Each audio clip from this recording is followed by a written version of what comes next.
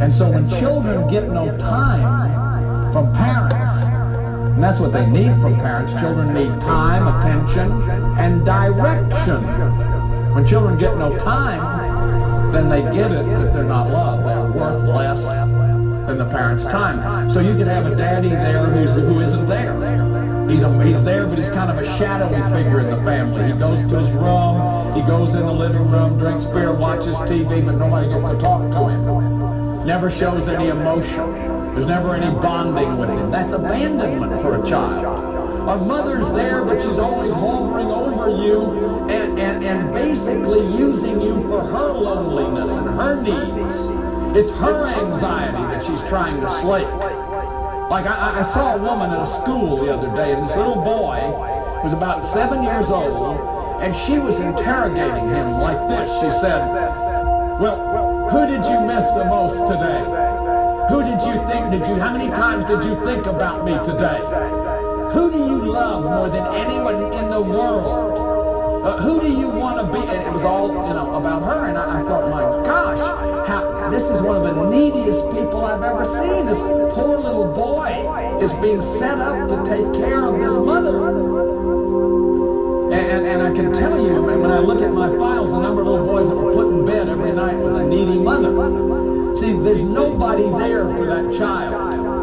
Children need somebody to mirror, to look at them, to be there for them. What we all needed in the first 3 years of life was unconditional love. You needed a mirror that no matter what you did, the mirror was there. That's why you got to be so healthy to do this. I'm 54 now, ready to have a kid. But 22, I don't even know who I am. I think God got this one wrong. I'm not sure about that, but please, God, just kidding. Just kidding. But it seems like it. We get older and more mature, and we get a little financial security. Now we're ready to have a child. But there you are, 19, 20, 21, 22. My mom and dad were 18 and 19. Bless their hearts. They did the best they knew how to do. And so did your parents. But they just was a lot they didn't know to do. They, working on their own stuff. Any form of abuse will shame a child. Sexual abuse is the most shaming of all. And remember, in the series and in my book, what I'm trying to show people is that sexual abuse is much more rampant than we understand.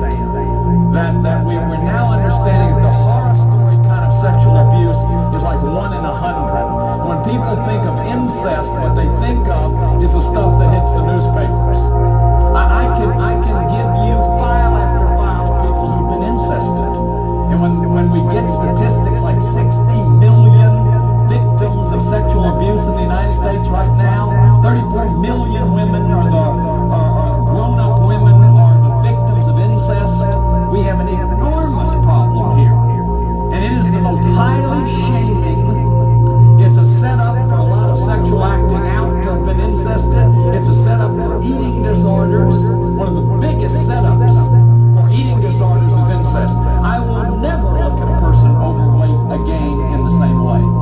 Not after the work that I've done. Because what I know is that one of the ways that often people try to compensate for having been violated sexually is to put a boundary around them so that nobody can get to them sexually.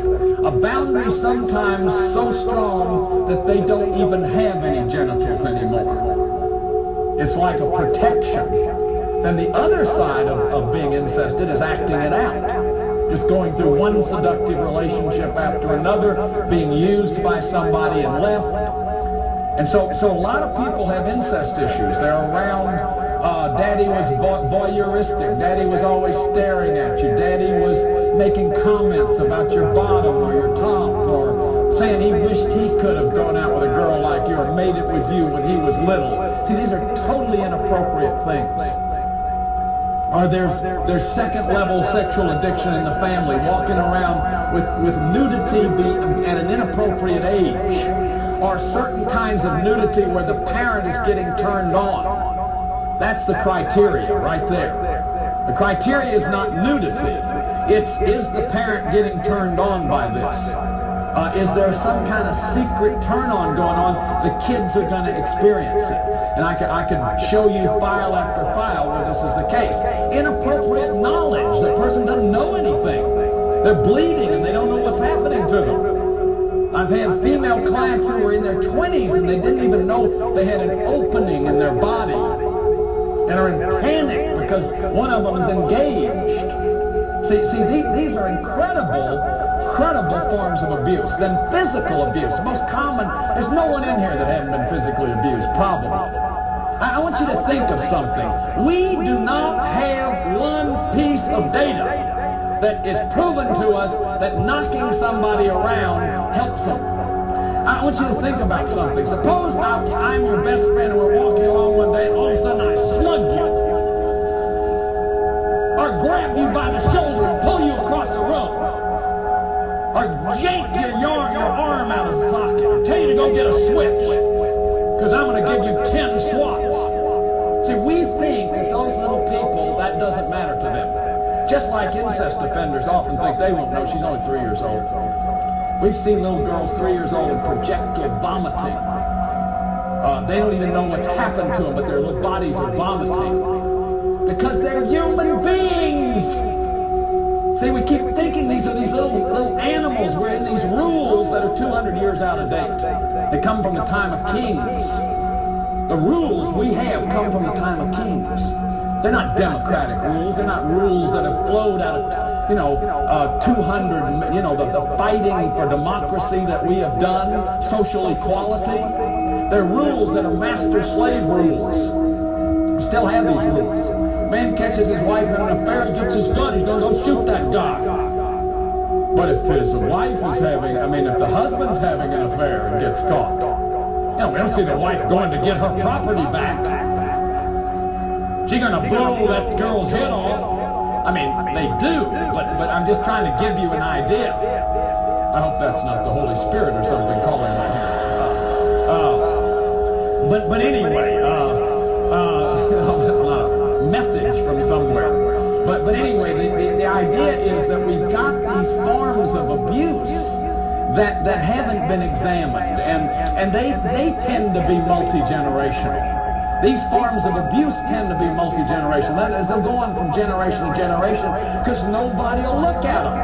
Nobody will stop and say, who has a study that can prove that it helps children's self-worth to knock them across the head or to pull their pants down and swat them? And I'm just telling you, there's not one iota of evidence to support that. There's not one iota of evidence to support that. So this is a very, very crucial kind of area. Then emotional abuse, screaming at children.